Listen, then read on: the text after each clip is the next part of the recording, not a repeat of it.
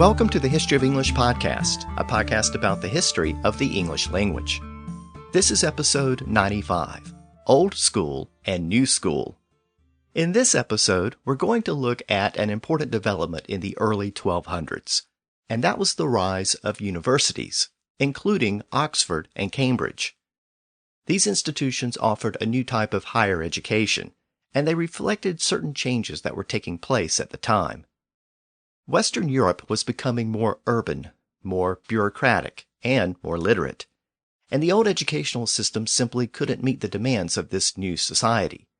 So old school learning was supplemented with these brand new universities. And along the way, the English language acquired lots of new words to express these emerging ideas and concepts. So this time, we'll explore those developments. But before we begin, let me remind you that the website for the podcast is historyofenglishpodcast.com, and you can sign up to support the podcast at patreon.com/historyofenglish. And as always, you can reach me by email at kevin@historyofenglishpodcast.com. So let's turn to this episode, and let's pick up the story where we left off back in episode 93. In that episode, we saw that King John lost control of Normandy and most of the rest of northwestern France in the year 1204. After that, John's realm was restricted to the British Isles and Aquitaine in the southwest of France.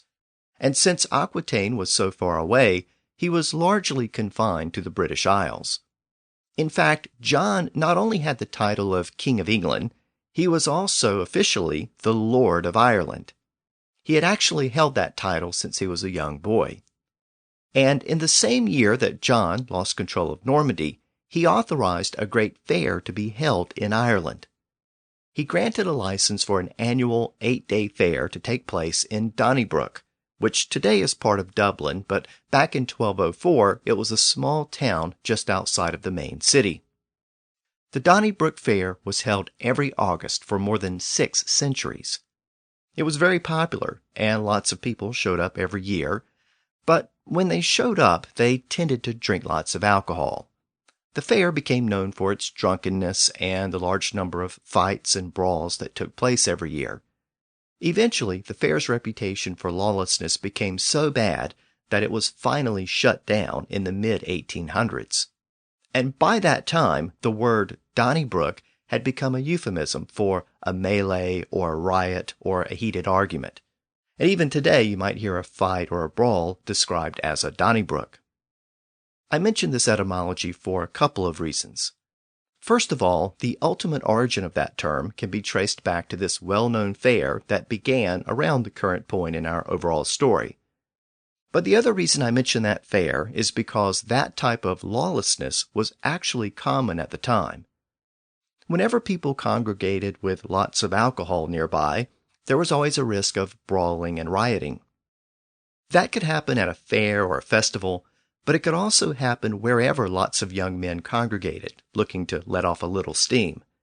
And one place where that tended to happen a lot was in a university town.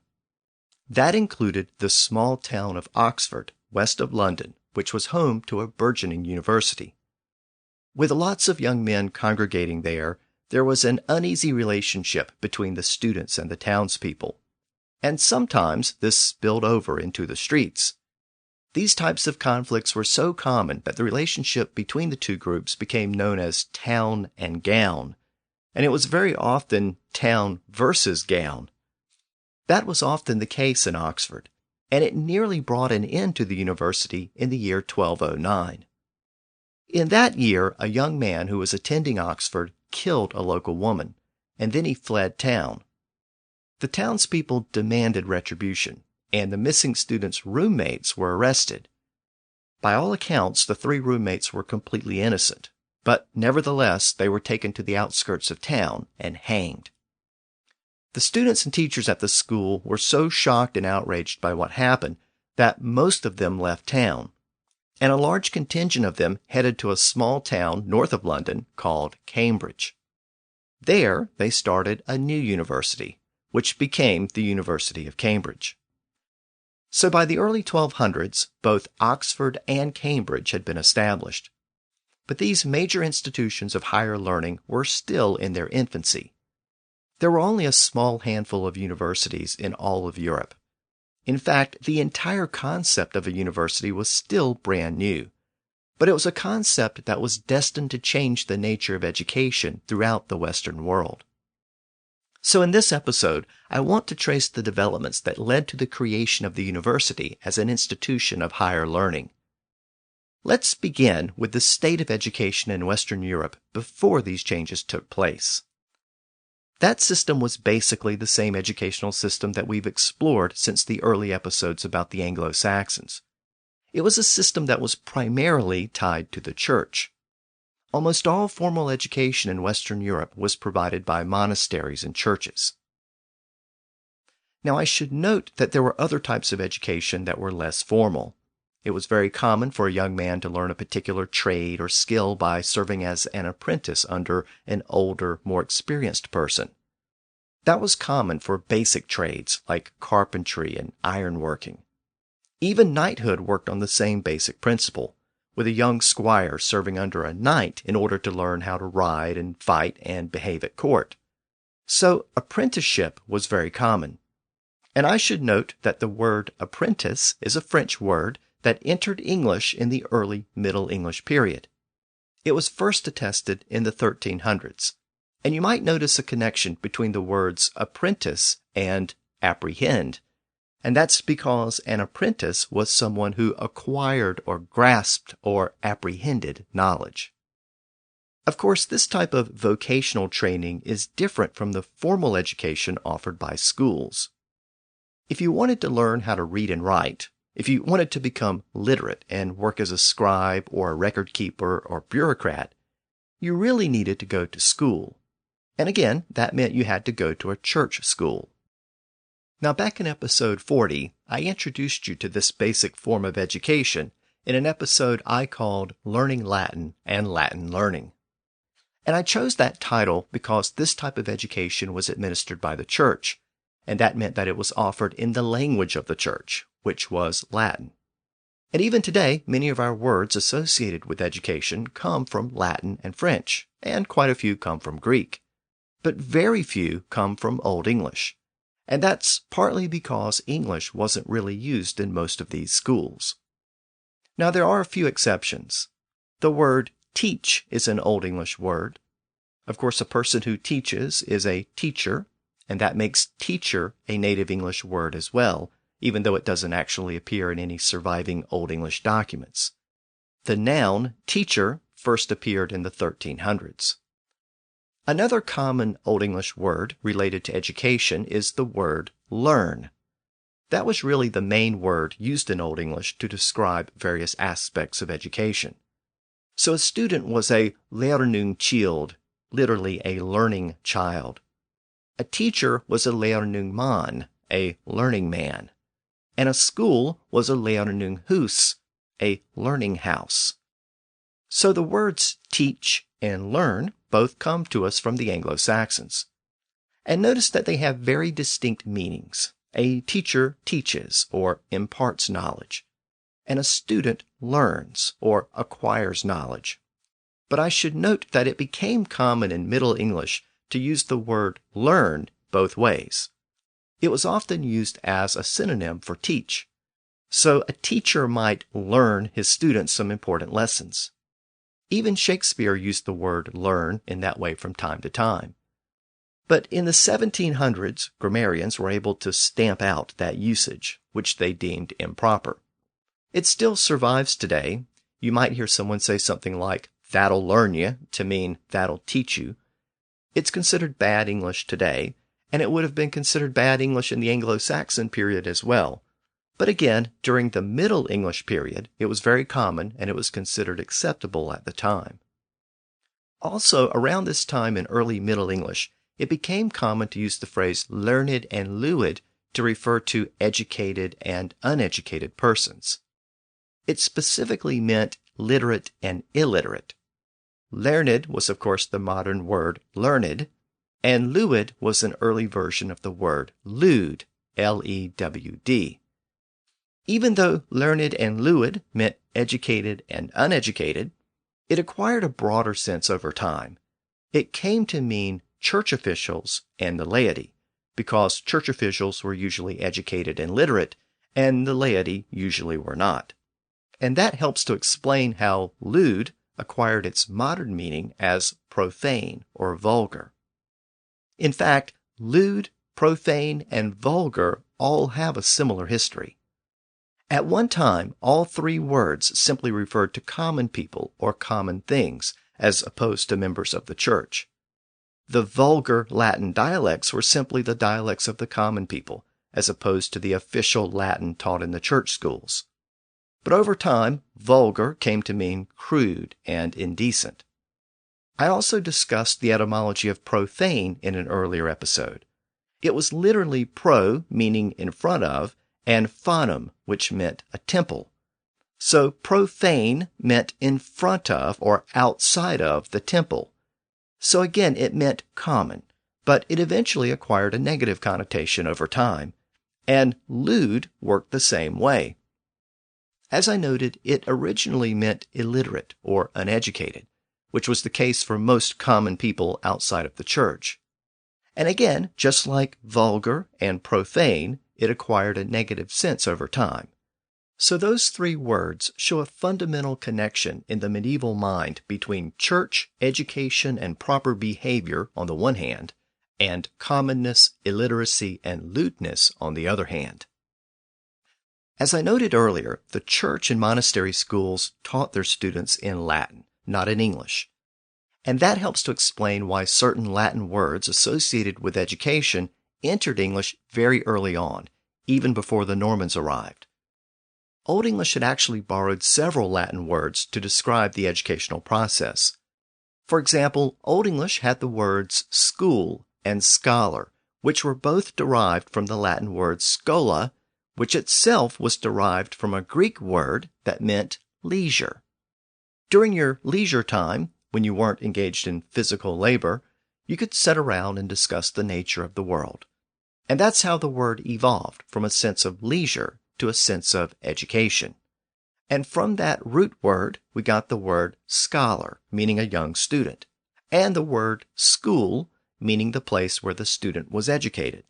And again, both words were borrowed by the Anglo-Saxons. Old English had also borrowed the Latin word master, which meant a teacher. And in fact, around the current point in our story, in the early 1200s, the compound word schoolmaster appeared for the first time in an English document. Now, during the period after the Norman conquest, these local church schools continued to spread. Most towns of any size had some sort of local school. The students in those schools mostly came from the upper classes because they had to pay a fee to attend, so poor peasants were not usually able to send their children to school. Now, even though we call these places schools, they didn't offer the broad education that modern schools offer. In fact, in many respects, these schools were focused on one primary subject, and that was Latin. The main goal of most students was to try to learn Latin, because it was a skill that was in high demand, and that was the focus of most of the teaching as well. The typical school day was hard. It began early in the morning, as early as 6 or 7 o'clock, and it didn't end until late in the day, usually around 5 or 6 o'clock in the afternoon. There were just a couple of breaks in the middle.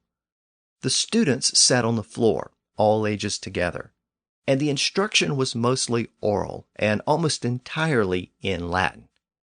Keep in mind that this was the era before the printing press, so books were still rare and expensive. That meant that much of the teaching was done through oral drills. The teacher or master would state something in Latin, and the students had to repeat it together over and over again until they had learned it by heart. And that brings up an interesting phrase, to learn something by heart. When we memorize something, why do we learn it by heart? Why don't we learn it by brain? Well, the answer lies with the Greeks. The Greeks didn't fully understand how the brain works. They actually thought that the heart was the center of memory and intelligence and emotion. And some modern scholars think this ancient link between the heart and emotions contributed to the use of the heart as a symbol of love. In fact, the idea of lovers giving their hearts to each other can actually be traced back to around the current point in our story. A French manuscript from the mid-1200s contains a love poem that's illustrated with several scenes of lovers. One of the pictures shows a man kneeling and giving his heart to a woman. This is the first known depiction of someone giving their heart to another person as a symbol of love. And of course, today we use the heart symbol as a sign of love. Well, this idea can apparently be traced back to the 1200s, and it may be based on that more fundamental idea of the heart as the source of emotions, which goes back to the Greeks. Well, again, the Greeks also thought that the heart was the center of memory and intelligence. So if you learned something or memorized something, you did it with your heart. And that's apparently the source of the phrase, to learn by heart. It may have been around in some form in the 1200s, but Geoffrey Chaucer is actually the first known person to use the phrase in English in the 1300s. And while I'm discussing the phrase, learn by heart, I should also mention another interesting word that's based on the same idea. And that's the word record. The word was borrowed into English from French around the current point in our story in the early 1200s. The word combines the Latin prefix re, meaning again, and the word cor, meaning heart. We find that same root in words like cordial and accord and discord. We also have it in the word courage. The Indo-European root of that word also passed into Greek and gave us the word cardiology. So in the word record, we have a word that combines the idea of repeating something with the heart. And that's how you memorized something. You repeated it over and over until your heart committed it to memory. That was the original sense of the word record. Now over time, it referred to any attempt to preserve something in a fixed form, from memory to parchment or paper. And of course, as technology developed, it came to refer to efforts to preserve something in audio or video form. But ultimately, to record something was to literally learn it by heart. Now, as I noted, this is how students learned in those church schools, through memory and repetition. And the basic subject matter covered in all of those schools was more or less the same. Since those schools were tied to the church, students were taught about the Bible and official church decrees. But they were also taught the basic courses called the trivium and the quadrivium. I discussed the trivium and the quadrivium back in episode 40, but just to refresh your recollection, the trivium consisted of 3 courses: grammar, rhetoric, and logic. These were considered the easiest and most basic courses. And since there were 3 of them, they were called the trivium. And since they were the easiest courses, the word trivium ultimately produced the word trivial. And those words also produced the word trivia, meaning a collection of acquired knowledge. Beyond the basic 3 courses of the trivium were the 4 courses of the quadrivium: arithmetic, music, astronomy, and geometry. These were considered the more advanced courses. Together, these 7 courses were called the artis liberalis in Latin, but we know them better by the anglicized version of that term, the liberal arts. Now, the structure of these courses can be traced back to the late Roman period. So that should tell you something. The basic education taught in schools in the 1100s hadn't changed much over the prior 6 or 7 centuries. These courses were called the liberal arts because in Rome, an education was only available to free-born Roman citizens. The Latin word liber meant free. Of course, we have the word liberty from that same root word. And we also have the liberal arts, the subjects which a well-to-do free man would be expected to learn. These were in contrast to the servile arts, or the artis servilis as they were called in Latin. That term referred to the manual chores that a Roman slave had to learn.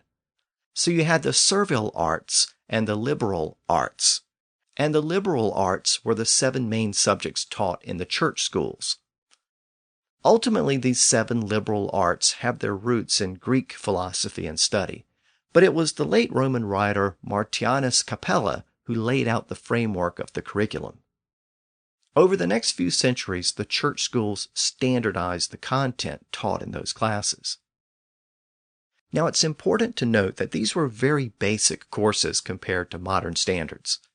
The actual level of knowledge was very limited. This was the period before the scientific revolution, so students weren't really learning science in the sense that we know it today. For example, in the course on astronomy, they would learn the constellations. Astronomy and astrology were not considered distinct disciplines yet, so the astronomy class included a lot of astrology as well. The course on arithmetic covered the basic math that could be handled with Roman numerals, so there was no algebra or calculus, just rudimentary math. The course on geometry covered circles and triangles and some basic geometry concepts, but again, it was very basic. And that's because the overall level of knowledge at the time was still very basic. As I noted earlier, the real education provided in those church schools was in language, specifically Latin. That was the real practical knowledge that a student could acquire and use as a basis for a career. Remember that the basic course was the trivium, logic, rhetoric, and grammar. All three of those subjects were focused on different aspects of Latin. At first glance, logic may not seem like a language subject, but it was at the time. It was the study of reasoning, but it was also the study of how to express that reasoning with words. So it trained students how to make logical arguments, and specifically how to make logical arguments in Latin. In fact, the word logic is based on the Greek word logos, which meant word or idea, or speech, or discourse. We find that same root in other words borrowed from Greek, like apology, and dialogue, and monologue, and prologue, all words related to speech. Those words are also cognate with Greek words like lexicon and dialect. The same Indo-European root also appears in Latin words like intelligent, which is what you hope to become when you go to school, and lecture, which is what your teacher gives, and legible, which is what you hope your words are when you write them down. So the word logic shares a common root with all of those words, and we can start to see how logic itself was rooted in the use of language. In fact, the logic course wasn't always called logic. Another common word for it at the time was dialectic, which, as you may notice, sounds a lot like dialect. And that's because they're both derived from the same Greek root. Again, dialectic was just another word for logic, and it meant a philosophical discussion or conversation. So again, logic, or dialectic, was rooted in language and the use of language to formulate arguments. So I've covered logic, which is one branch of the trivium. So what about the other two, rhetoric and grammar? Well, obviously those two courses are also about language and the use of language. Rhetoric is the art of the speaker or orator. Students were taught how to use words to seize and hold the attention of an audience. Again, the word rhetoric is ultimately a Greek word. But check this out.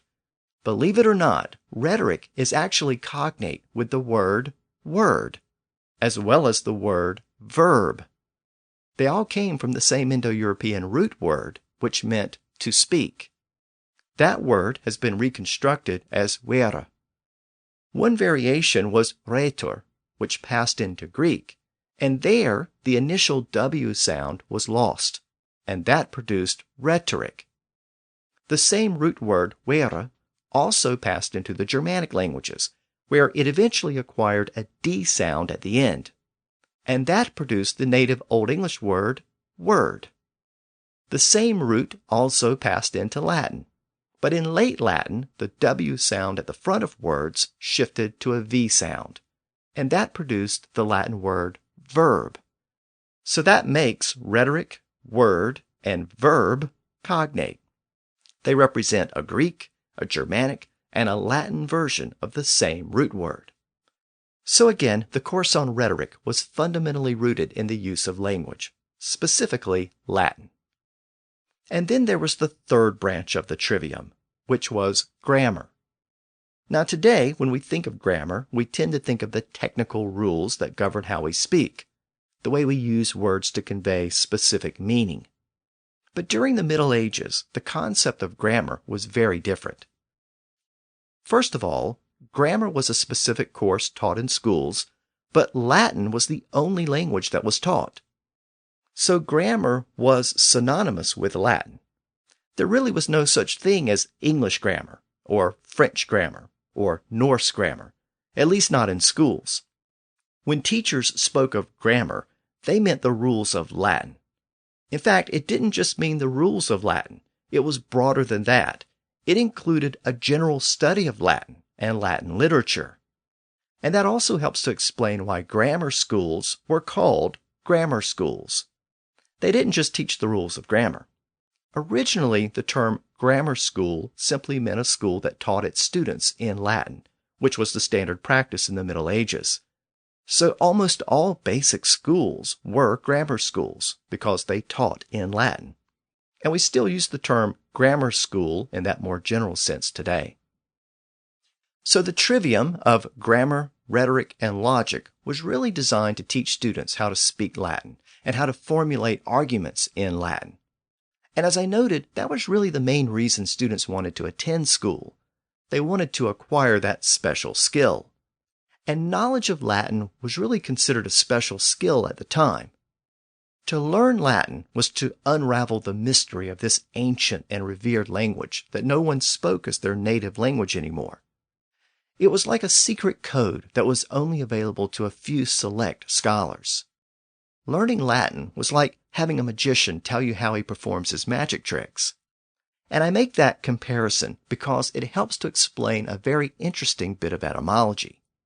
It helps to explain the connection between grammar and glamour. Believe it or not, they're cognate. Not only did they come from the same root word, they're really just two different versions of the same word, and they didn't become distinct until the late Middle Ages. Now, we don't tend to think of grammar as being glamorous, but we have to think of the word glamour in a slightly different way. We have to think of the word with its original meaning, which was to charm or enchant or to cast a spell. In fact, if you're a fan of vampire stories, you've probably encountered this use before. When a vampire casts a spell over a person, the victim is said to be glamoured. Well, that was actually the original meaning of the word. It was only in the last century that the sense of the word started to change to its modern meaning as something beautiful or extravagant. And that was because it was thought that a very beautiful person who was dressed up in fancy clothes had the ability to enchant people and cast a spell over them. Well, if we go back to the original meaning of glamour as a charm or a magic spell, we can start to see how the word is related to the word grammar. Most people didn't really know what took place in those church schools. There was a secret nature to them. Most people didn't understand the educational process, and they weren't sure what those young boys were learning in those schools. And I say young boys because girls were not generally allowed to attend schools in the Middle Ages.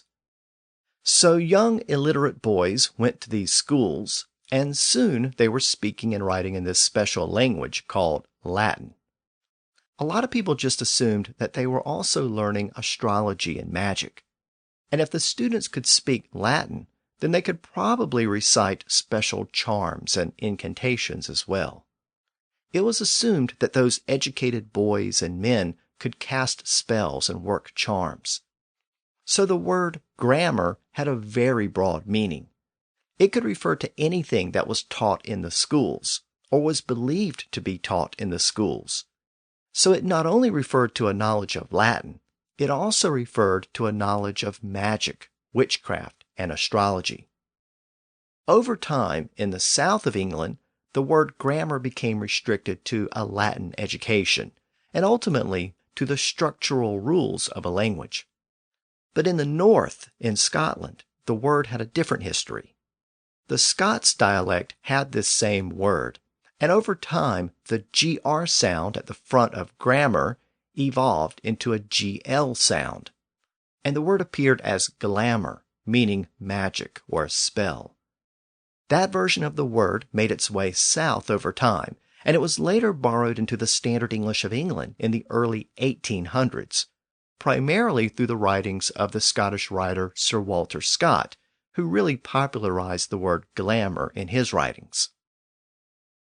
I should also mention that the British linguist David Crystal has written lots of books about the history of English, and he has just completed a new book about the history of English grammar.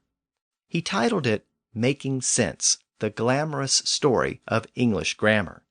So he also tapped into this little bit of etymology for his title.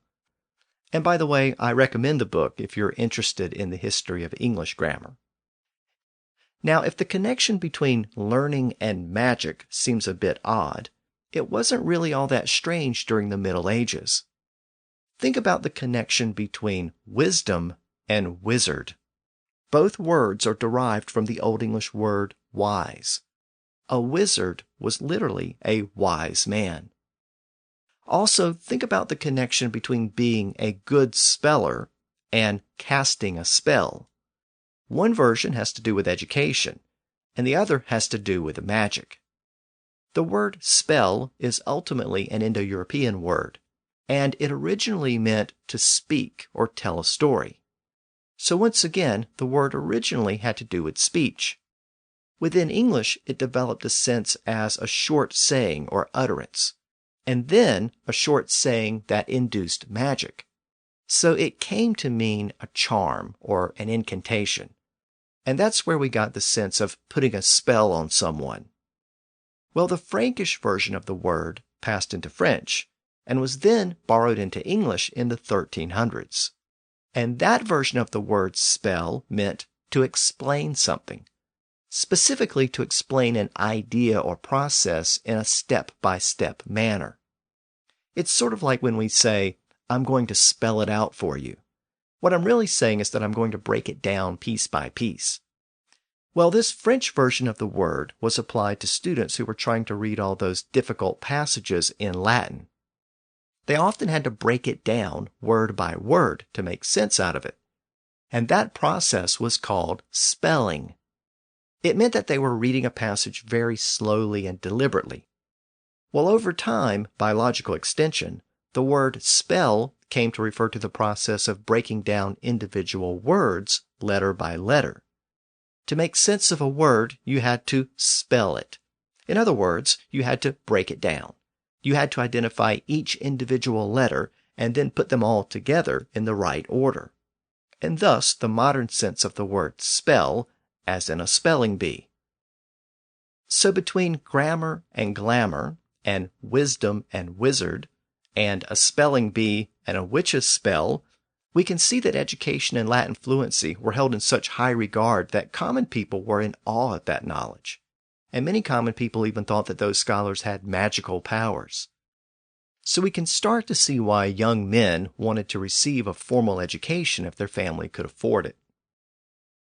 Now, so far, we've explored the basic nature of a church school education in the early Middle Ages, up to the 1100s or so. But then that traditional structure started to change, and the impetus for that change came from the Mediterranean. As we saw back in episode 90, Muslim scholars had discovered lots of Greek manuscripts, especially in the Eastern Mediterranean, where Muslims came into contact with the Byzantine Empire. The Muslims embraced those ancient Greek scholars, and they translated many of those old texts into Arabic. Those Arabic translations then spread across the Mediterranean to southern Spain, which was still under Muslim control at the time. And from there, Western Europeans started to encounter those texts for the first time. Many of those manuscripts were then translated into Latin, and they started to filter into Western Europe. Now, at one time, the common view of European history was that Greek learning came to Western Europe after Constantinople fell to the Muslim Turks in the mid-1400s, and the Byzantine scholars then fled into Western Europe and carried those Greek manuscripts with them. That was considered to be one of the major factors contributing to the Renaissance. Well, modern scholars have modified that view a little bit. They now acknowledge that Greek scholarship had started to enter Western Europe a few centuries earlier in the 1100s from Muslim Spain. This initial wave of scholarship contributed to an earlier, smaller Renaissance. Today, it's commonly known as the 12th century Renaissance. It was a smaller revival of classical learning that took place before the major Renaissance of the 1400s and 1500s. One of the consequences of this earlier mini-Renaissance was the creation of universities, which were a completely new type of educational institution. So let's shift our focus to this new scholarship, from old school to new school, and the new universities that were starting to pop up. We've seen that the normal curriculum taught in church schools was the trivium and quadrivium. So that's grammar, rhetoric, logic, arithmetic, astronomy, geometry, and music. But even though that list sounds impressive, the actual knowledge conveyed in those classes was very limited. Most of those particular subjects had their ultimate roots in classical Greece, but Western Europe received their knowledge of those disciplines from the Romans. And over time, those original Greek subjects had been limited, edited, and abridged, and they had passed through Roman and church filters. In fact, most of the original Greek texts had been lost over time, and they weren't available to Western Europeans. So the full extent of classical Greek knowledge was unknown in most of Europe.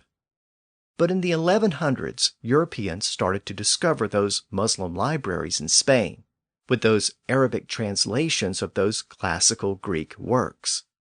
Over the next couple of centuries, most of those works were gradually translated into Latin, and for the first time, Europeans had access to all of those ancient Greek ideas and concepts. They discovered the geometry of Euclid, which was far more advanced than the basic circles and squares that were being taught at the time. They discovered the astronomy of Ptolemy, which included a mathematical model of the universe, and which contained some of the most advanced astronomical calculations known at the time. They discovered the medicine of Galen and Hippocrates, which helped to revolutionize the study of medicine. Of course, they also discovered Arabic numerals, which were much more versatile than Roman numerals, and that allowed for an expansion of mathematics. But the biggest discovery may have been the writings of Aristotle. Prior to this point, only two of Aristotle's works were generally known in European schools, a text called Categories and another called On Interpretation. But Muslim scholars had found and preserved dozens of his works, and they had also included a great deal of commentary about his works. When those texts started to be discovered by Europeans, they also became fascinated by his writings and philosophy.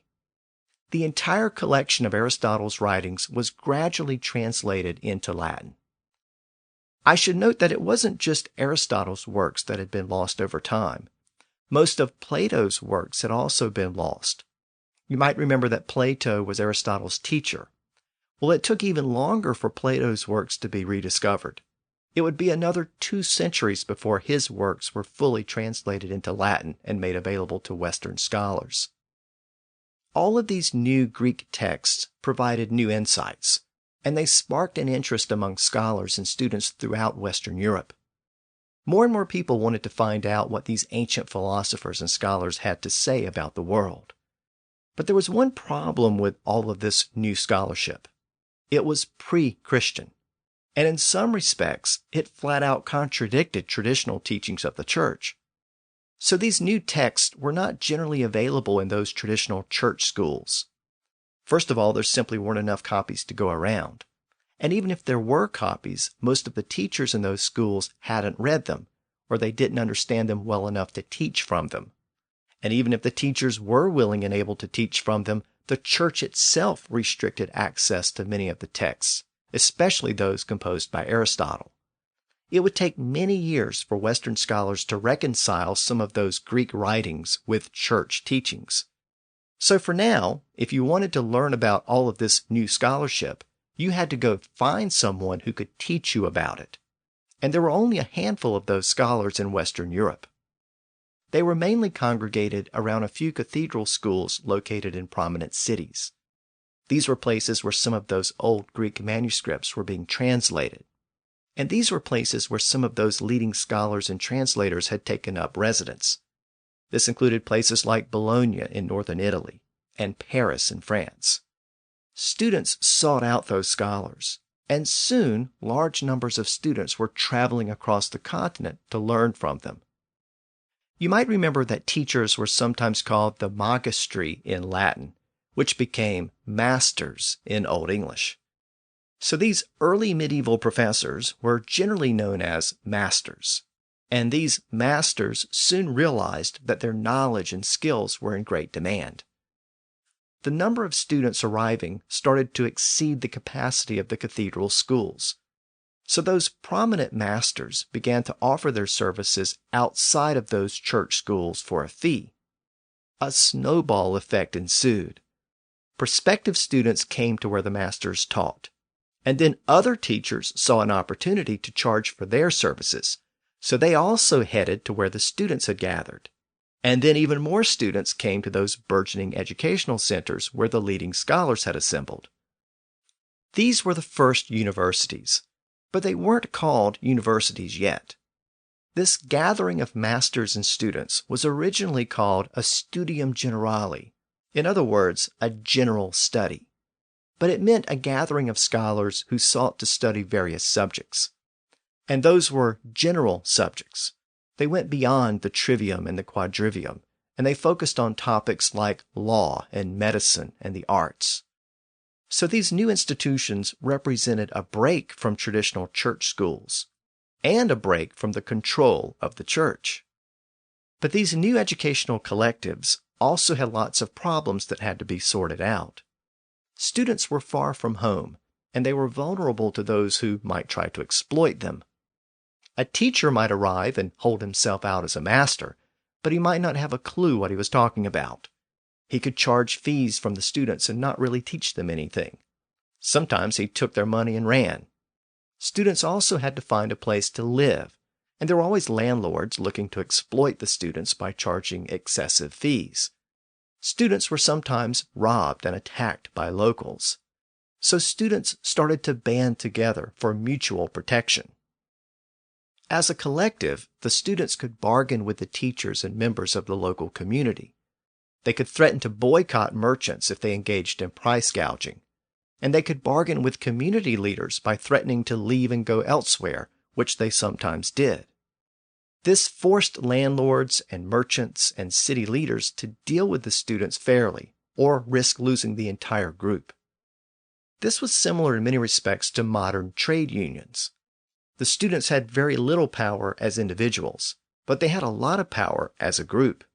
And it's important to keep in mind that this was an era dominated by trade guilds that regulated most professions. So in this respect, the students were just following the tradition of the various trade guilds. Soon, this type of collective came to be known in Latin as a universitas magistrorum et scholarium, which meant the community of masters and scholars. The term universitas simply meant the community, or the entire group of scholars. Since the group, or guild, included all of the teachers and students, it was a universal organization. And that's why it used the word universitas. Over time, that long title, Universitas Magistrorum et Scholarium, was shortened to just the first word, the universitas. And in English, that word became university. So today, when many people think about the word university, they probably assume that it refers to some sense of a universal education or a universal nature of learning. Well, it sounds good, but that isn't really the case. The word really just means a collective or guild or student union. In fact, a university was basically an early type of union. And union and university are both based on the Latin word unus, meaning one. So in its original sense, the word university basically meant a group of scholars who joined together into a single entity. It was all for one and one for all. This arrangement really began with the first group of scholars to adopt this model in Bologna in northern Italy, and from there it was imitated throughout Western Europe. The Bologna University, or Student Union, helped to arrange lodging for the students, and they established the basic curriculum that had to be taught by the masters. They also made sure that the teachers adhered to certain standards. It's important to keep in mind that these early universities were just groups of people, not a specific place or a specific group of buildings. There was no university campus early on.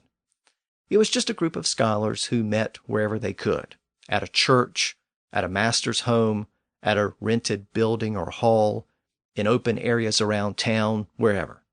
And again, the word just referred to the collection of scholars, not any specific place. Over time, the teachers started to form separate guilds or unions to protect their own interests. Again, this is how medieval guilds worked. They restricted access to certain trades and professions.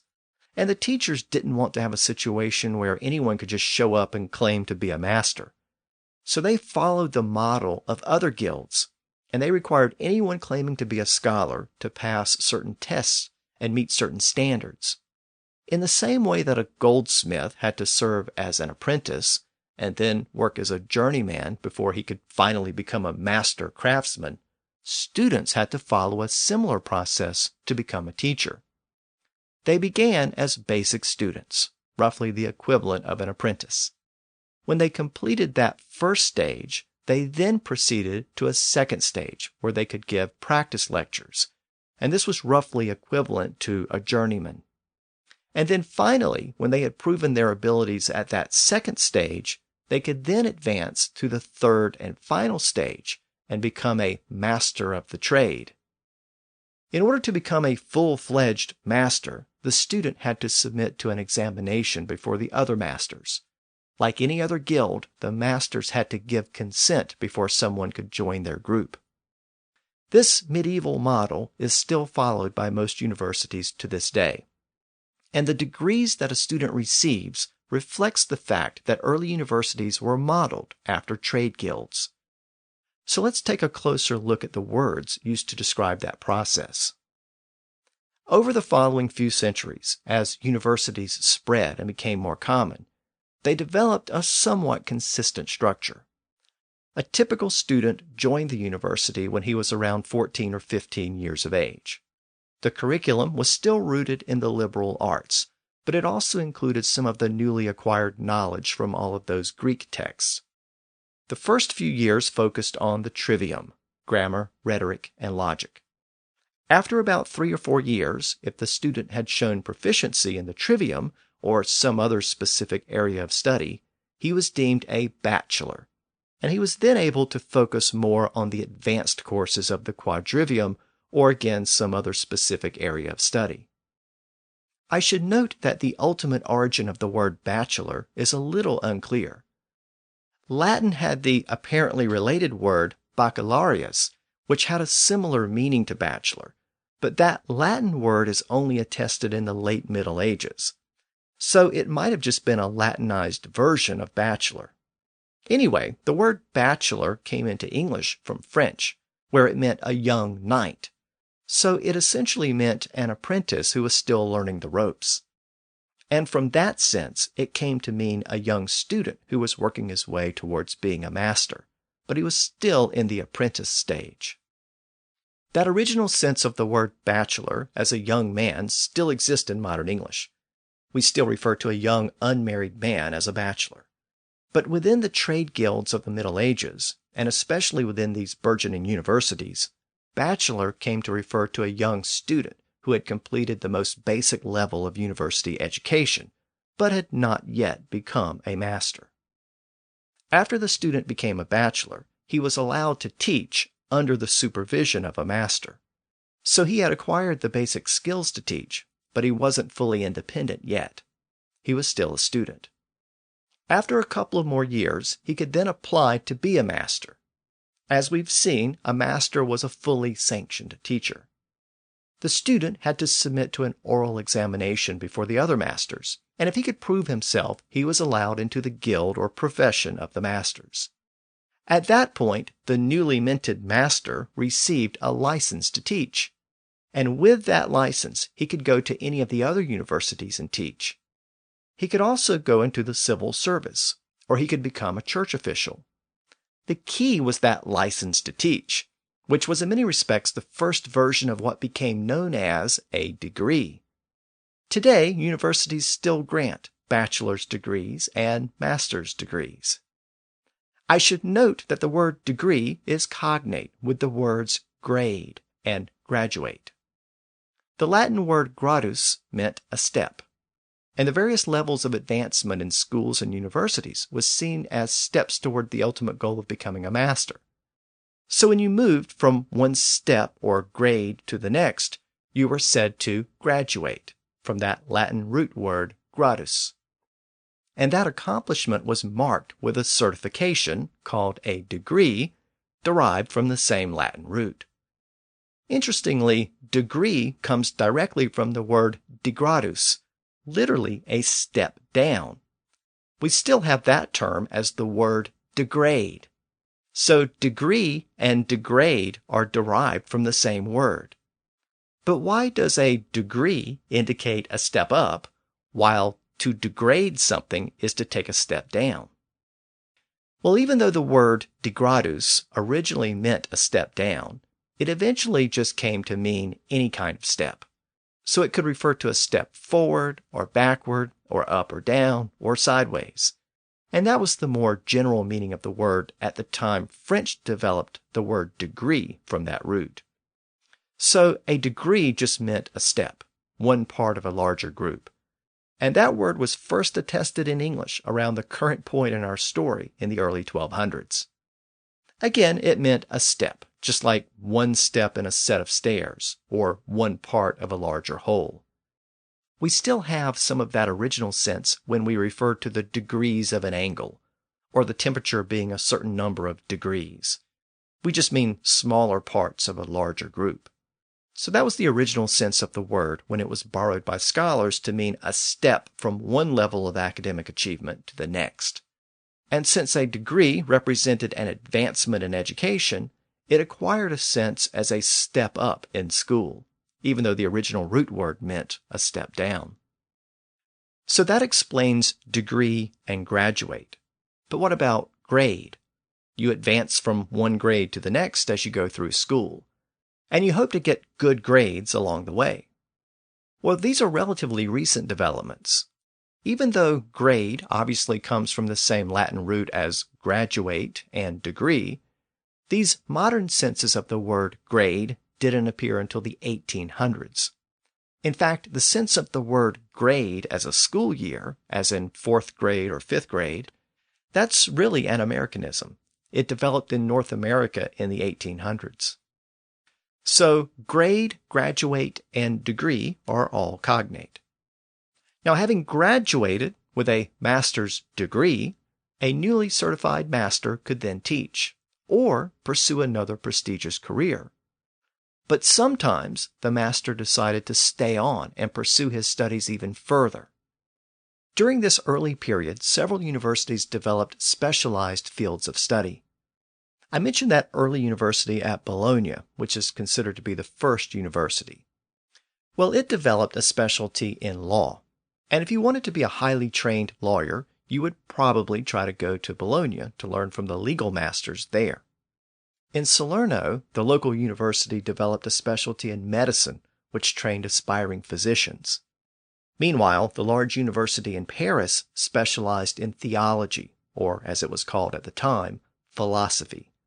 And if you wanted to achieve a very advanced position within the church, you might go to Paris to learn from the masters there. Some other universities also started to specialize in one or more of these three fields. Well, after a student had become a master, he could choose to continue his education in one of these three specialized fields. Very few students had the time or resources to pursue that advanced certification. It usually took anywhere from 8 to 12 additional years to achieve that ultimate level of academic achievement. But if the master made it, he could be deemed a doctor, which was just another word for a teacher. The word doctor is derived from the Latin word docere, meaning to show or teach or illustrate. By the way, it also gave us the word document, which meant written instructions or guidance. And a doctor was a teacher who provided instructions or guidance. And now the word started to acquire a sense as the highest ranking teacher or master. So if you wanted to be an ultimate master of law, you might go to Bologna to be deemed a doctor of law. And even today, a standard law degree is called a Juris Doctor degree, at least in the United States, Canada, and Australia. And if you wanted to become an ultimate master of medicine, you might go to a university like the one in Salerno and become a doctor of medicine. Of course, this sense of the word doctor has passed into modern English, and today when we think of doctors, we usually think of medical doctors. You might remember from an earlier episode that a physician was called a lacha in Old English. But during the period of Middle English, the word doctor gradually replaced that word. Now, if you wanted an advanced career in the church, you might go to Paris, where they specialized in teaching about philosophy, which again was just another word for theology or religion. And if you rose to the level of doctor, you would be deemed a doctor of philosophy. And that's the ultimate origin of the modern PhD. The PH stands for philosophy. Now, I mentioned that early university at Paris because it was very important in the development of the universities in Northern Europe, especially in the British Isles. The University of Paris was another very early university, and it developed out of the cathedral school at Paris. Specific dates are uncertain, but at some point in the late 1100s, a university had developed within the city. In fact, in the year 1200, shortly before John lost Normandy to the French king Philip, Philip issued the first royal charter recognizing the university. Once again, that official recognition was the result of confrontations between the students and the townspeople. After some students were killed, Philip issued a charter to give the students some protection. The charter gave the students certain legal privileges. This essentially made the university a separate institution, independent from the cathedral school. In fact, the university generally cites that date as the official beginning of the institution, even though students had been assembling there for about 50 years prior to that official recognition. And we know that in part because there are references to the University of Paris in documents composed in the mid to late 1100s. In fact, it's generally believed that the ultimate origin of Oxford University is tied to events in Paris in the late 1100s. I actually mentioned this back in episode 84 in the context of the dispute between Henry II and Thomas Becket. You might remember that Becket was the Archbishop of Canterbury, and he was fighting with Henry over control of the church courts. When Becket fled into exile to Paris in the year 1167, Henry demanded that all clerics in France should return to England if they had revenues in England, and if they failed to return, they would lose those revenues. It was partly designed to bring Becket back to England, but all it did initially was force some of the other clerics and students in Paris to return to England. When they returned, many of those scholars settled in Oxford, west of London.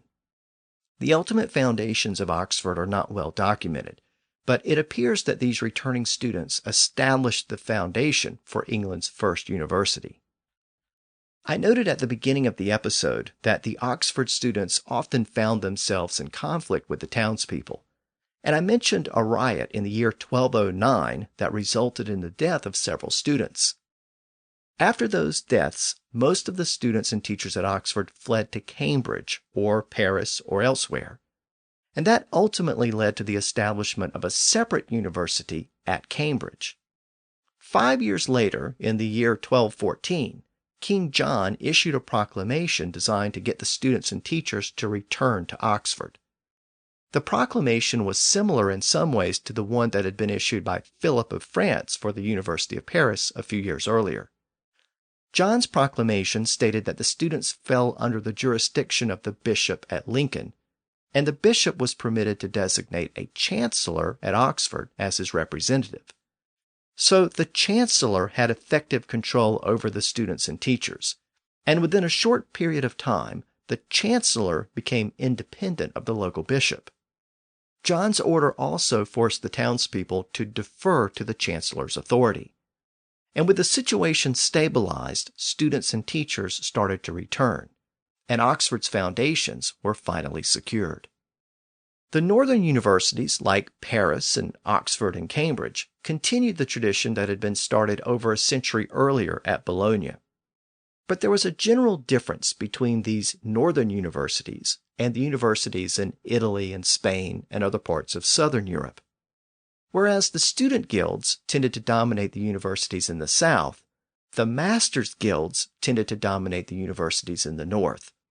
In places like Oxford and Paris, the teachers or masters had much more control over the curriculum and the selection of teachers and the general administration of the university. But there was still no official campus. These universities were still just groups of students and teachers who could leave and head elsewhere if the circumstances dictated, as had happened in Oxford in the early 1200s. But all of that started to change with the advent of the college. Today we often use the words university and college interchangeably, but they once had very distinct meanings. In these burgeoning university towns, there was a constant need to find and arrange housing for poor students. And with the growth and expansion of universities, more and more students were flocking to those towns. Many of them could barely afford the tuition, much less the cost of lodging. So in order to address this problem, some wealthy donors, who were usually prominent nobles, decided to donate the funds to construct a dormitory or residence hall for the students who needed a place to live and couldn't afford to rent a place in town. These new buildings helped to fix the location of the university, and it was the beginning of the college campus. Since these were the only permanent buildings associated with the university, they were often used for other purposes as well. They were convenient places for teachers to give their lectures, and they became centers of student life, both academic and otherwise. So within each of these buildings, a subgroup of students assembled and banded together. These were smaller collections of students. And I say collections because the word collect is based on the same two Latin roots as the word college. A college is ultimately just a collection. It's a collection of colleagues, another word from the same root. In many respects, the individual colleges embodied much of what we think of as college life today. And the university was just the larger collection of students and teachers. So in many cases, a university was really just a collection of separate colleges. Today, we still tend to refer to smaller schools as colleges and larger institutions as universities, but the distinctions between the two have become blurred over time. Many European universities had colleges, but they were the most prominent at Oxford and Cambridge, and they helped to distinguish those universities from the universities on the continent. Now, at the current point in our story, in the early 1200s, students in England who wanted to attend a university didn't have to cross the Channel anymore. They could stay at home and attend Oxford or Cambridge. But notice where those two universities were located.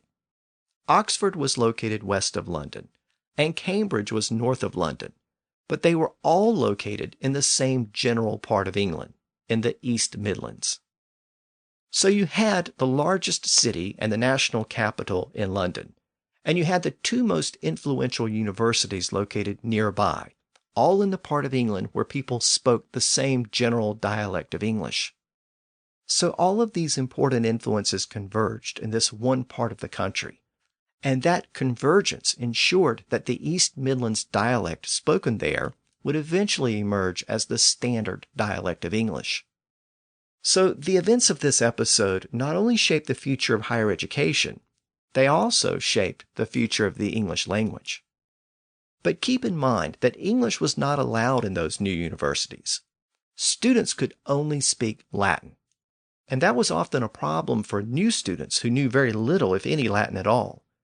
If they were caught using their native language, they were subject to various punishments. But how could new students communicate in a language that many of them barely knew? Well, around the year 1220, an Englishman named John of Garlanda came up with a solution to this problem. He was teaching at the university in Paris, and he decided to help his students by composing a book that contained a long list of Latin words, and most of the words related to objects that the average student would encounter as they walked through the streets of Paris. He then explained what each word meant, including some translations into French. John wanted to help his young students with their Latin diction, so he titled his book Dictionarius. Of course, in English, that Latin word was anglicized to dictionary, and that's the first known manuscript to bear that name. So the word dictionary was actually invented by an Englishman who was teaching at the University of Paris around the current point in our story. Now, to be fair, dictionaries, or lists of words with definitions, can be traced back to the earliest attested languages. But the word dictionary was only coined at this point. By the way, we won't get a proper English dictionary for 4 more centuries, in the early 1600s. Of course, dictionaries are designed to teach people the proper meaning of words. And I should note here that the word teach is actually cognate with the words diction and dictionary. Diction and dictionary ultimately come from Latin, and they have the initial D sound of the original Indo-European root word. But thanks to the D to T sound shift under Grimm's law, English acquired the same root word with a T sound, and that gave us the word teach. I actually began this episode with that Old English word teach, and I'm going to conclude with that word dictionary, coined by an Englishman in Paris in the early 1200s. And as we now know, those 2 words are cognate, and they help to illustrate how our words have evolved over the centuries to reflect the changing nature of our educational system. Now, next time, we're going to move the story forward and look at King John's conflicts with the church, and specifically his conflict with the Pope. It was a dispute that weakened John's position in England, and it fed the anger of the barons, and it ultimately drew the country one step closer to Magna Carta. So next time, we'll look at those events. Until then, thanks for listening to the History of English podcast.